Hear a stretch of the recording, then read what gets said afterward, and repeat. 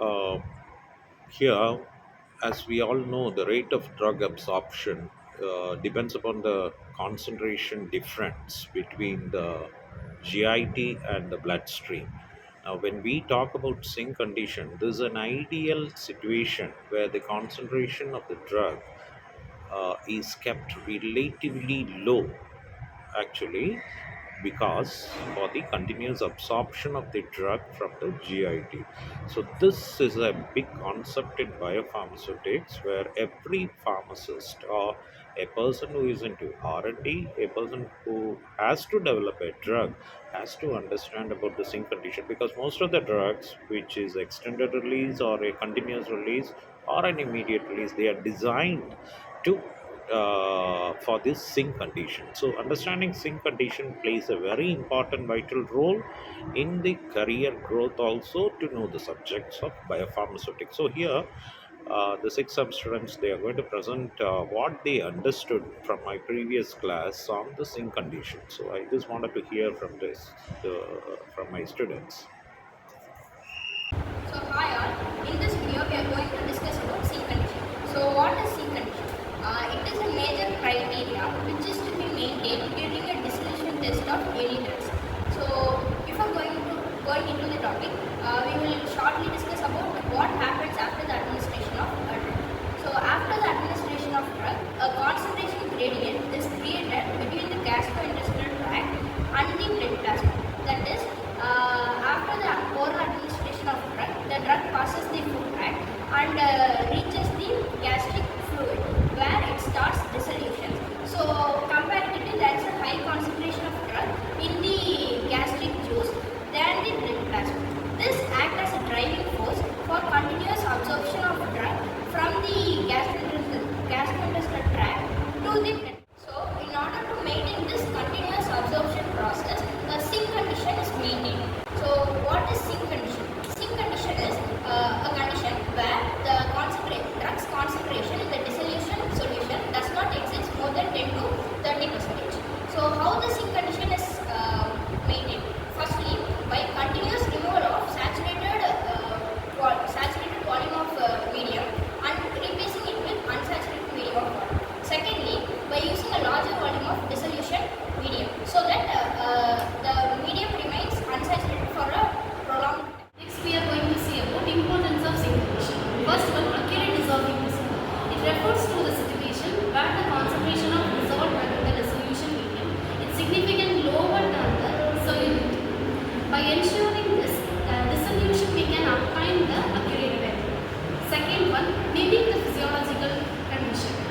In the drug, the body may absorb into the bloodstream as it maintains a lower concentration and it replicates the dilute dissolution drug. And third one is prevent precipitation. Without sync condition, the drug may precipitate out of the solution. It leads to the invalid data.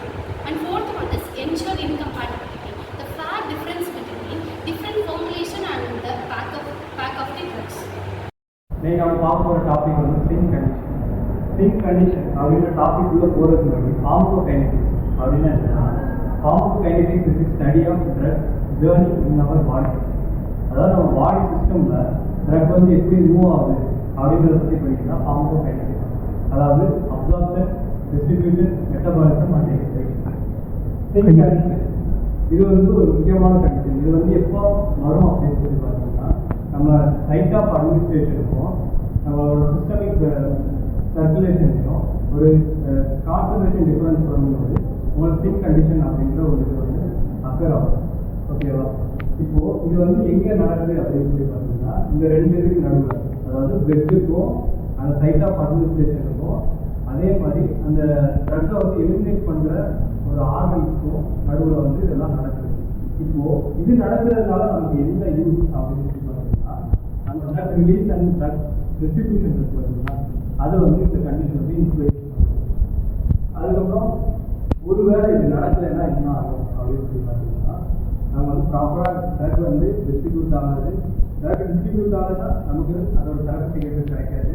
அப்படி therapeutic கிடைக்காது, அது டாக்ஸிசிட்டியாக மாறலாம். ஓகேவா?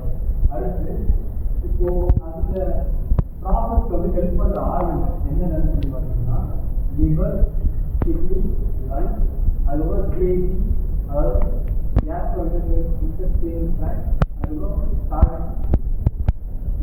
Liver வந்து எப்படி help பண்ணுதுன்னா, இப்போ நம்ம வாட்டர் இருக்க பிளட்டை வந்து பியூரிஃபை பண்ணுறது வந்து லிவர் தான். அப்படி பண்ணும்போது பிளாஸ்மா கான்சன்ட்ரேஷன் தான் நமக்கு வந்து இந்த ட்ரக்ஸ் எல்லாமே அப்சர்வ் ஆகும். பிளாஸ்மா கான்சன்ட்ரேஷன் வந்து கம்மி பண்ணும்போது நமக்கு வந்து அந்த சைட் ஆஃப் அட்மினிஸ்ட்ரேஷன் வந்து கான்சன்ட்ரேஷன் அதிகமாகும். அப்போ வந்து இந்த கான்சன்ட்ரேஷன் டிஃபரன்ஸ் வந்து கிரியேட் ஆகும். அப்படி கிரியேட் ஆகும்போது நமக்கு வந்து திருப்பி வந்து அப்சார்ப்ஷன் நடக்கிறதுக்கான சான்ஸ் வந்து அதிகமாகும். அதுக்கப்புறம் கிட்னி. இந்த கிட்னி வந்து என்ன பண்ணுன்னா, அந்த கான்சன்ட்ரேஷன் பிளாஸ்மா கான்சன்ட்ரேஷன் குறையுது பார்த்தீங்களா, அந்த கான்சன்ட்ரேஷனால அதை அப்படியே எலிமினேட் பண்ணுவாங்க. ட்ரக்கை எலிமினேஷன் பண்ணுறது மூலிமா கான்சன்ட்ரேஷனும் குறையும். அதே மாதிரி லங்ஸ்.